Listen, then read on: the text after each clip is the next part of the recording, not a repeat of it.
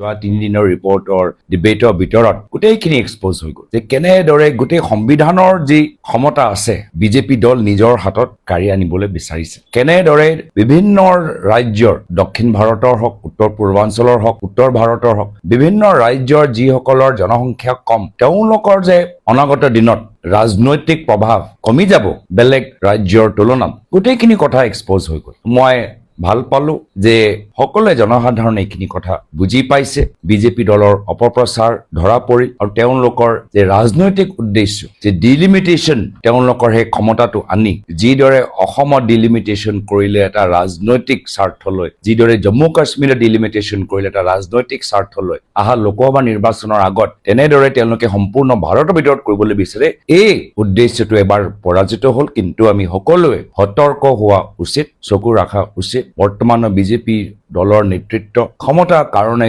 যিকোনো পৰ্যায়লৈ যাব পাৰে। গৃহমন্ত্ৰী অমিত শ্বাহ ডাঙৰীয়াৰ লগত বিভিন্ন সময়ত সদনৰ ভিতৰত আমাৰ তৰ্ক বিতৰ্ক হৈ থাকে। আমি যুক্তিপূৰ্ণ প্ৰশ্নবোৰ সোধো, তেওঁ উত্তৰ নাপায়, বেলেগ এটা কথালৈ ক'বলৈ চেষ্টা কৰে। এইবাৰো একে হ'ল।